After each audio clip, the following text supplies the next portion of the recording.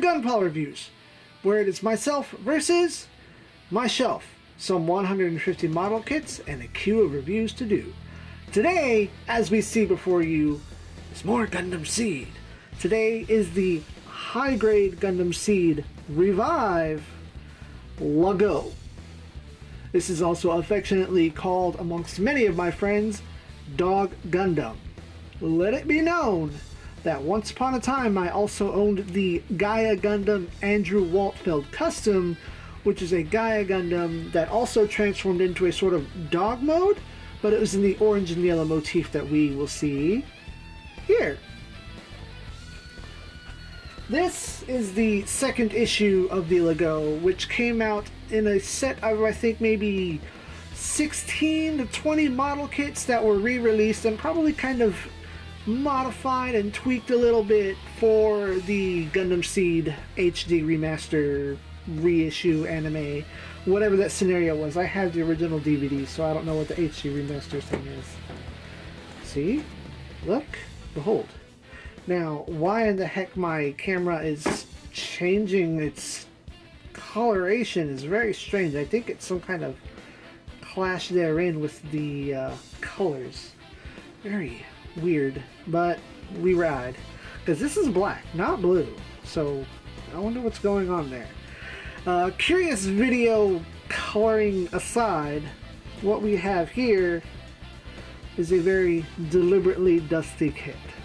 Dust is also a very important part of this kit to me because it was acquired at through a trade swap meet at an anime convention wherein the guy had built like 2 of the legs and some of the head and neck, but he left it open in his garage, like in the box for like a year, so it had like what I want to refer to as mega dust just in the box. Like the runners, the rubber parts here were just like caked in dust, and it needed love, and I gave it the love that it needed.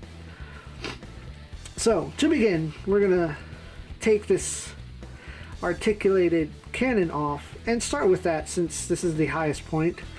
The cannons here at the side articulate up and down, and at this point here they twist. The camera itself also has some twist to it, which is very curious, but I only noticed that because of that peg there. We're going to set that aside because you're kind of in the way. Starting more so at the head, see a very interesting connection of pieces and then wires in there, which appropriately give it some sick volumes of articulation. And there's even some other tubes under there. This down in here I think is like a 2 or 1.5 millimeter wire, and then these tubes are the same rubbery part down here at the feet, which we'll talk about soon. But you get a preposterous amount of movement in here, and even a little back and forth. Now the back and forth is very deliberate for its gimmick, but it's so unnoticeable that it's kind of worthless. So we're going to make sure the head is out here. We have these binder wings here, but they only have the one point of articulation here.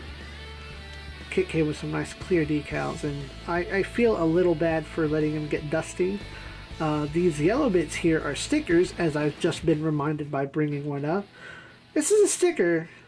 This is not a sticker. This is not a sticker. Curious, but I guess with such a thin piece I kind of get it. Same thing on this side, only this much. That shine looked like it's... the vents back here have no movement at all.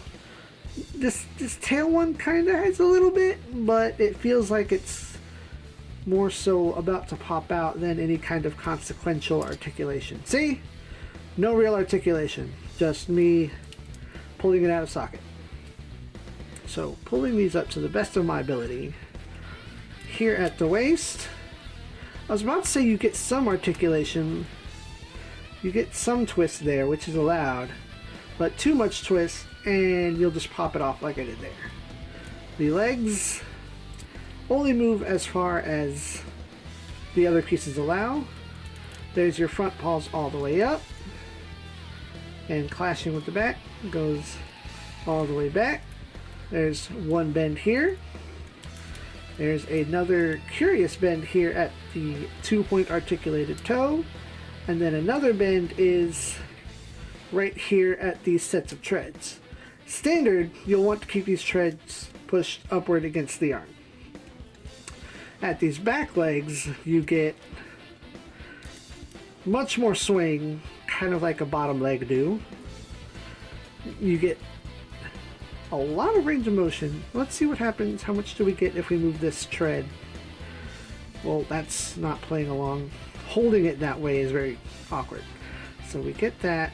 Okay, we get more if you move this all the way back.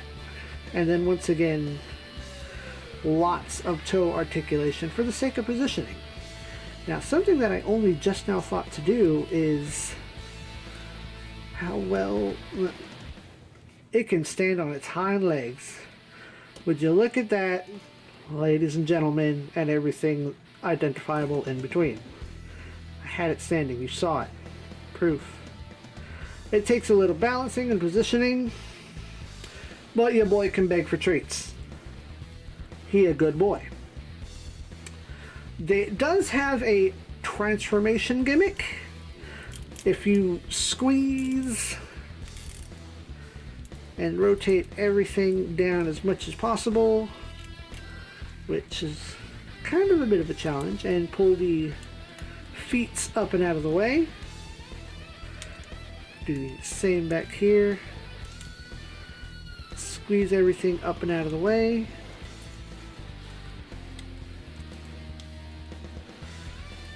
And then flatten it out.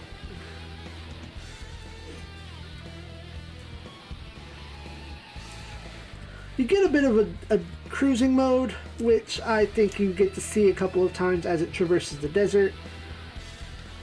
It's also something that it does in Gundam Extreme Versus, but that's not relevant to the design of the model kit. But it is there. It is a feature. I don't know why you wouldn't have your good boy on his feet, but if you think he needs to relax, that's fine. So we're going to pop him back into position.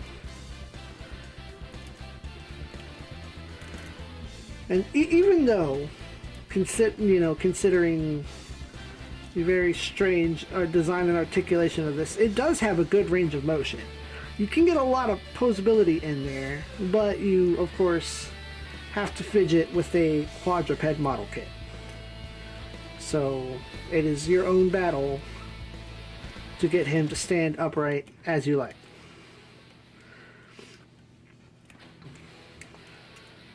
As you can see, I'm having a hard time with these back legs.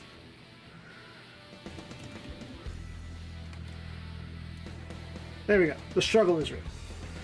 Pop these cannons back on. Now I have seen a modeler in Plebpla who has taken this concept and added a set of missile pods in between here, but I didn't like the way it looked, and I said as much, because I would have preferred to put the missile pods on top. Makes them ejectable, but now I'm just bragging about the people inside of the Gunpla community that I run. Now, the last little bit is it comes with 2 effect parts. We're essentially making your good boy, your doggo. Are these particular? There you go. Into just as much a melee unit as it is ranged. I recall seeing in Gundam Seed Stargazer, there is a scene wherein a few Bukus go all in, like chomping down and mauling, which means that you got some very weird pilots in there to pack up on someone. But here we go. The high grade Gundam Seed Revive LaGOWE. It is probably, a few degrees better than the original release. And only now and again does it make me pine for having the old high-grade Andrew Waltfeld Gaia, even though that one was kind of a But in conclusion, ZEON says, fund it. The fact alone that it is a high-grade kit that is a non-standard quadruped unit makes it such a good complement to everything else.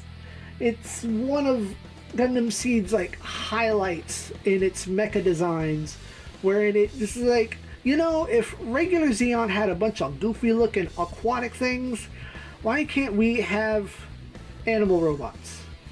And you know, it's that space between, it's like, oh, do you like Zoids? Here's a Gundam you might like. Sure, it's not a Gundam, semantics. But stay tuned for more model kit reviews, both Bandai and not. But as always, SIEG ZEON.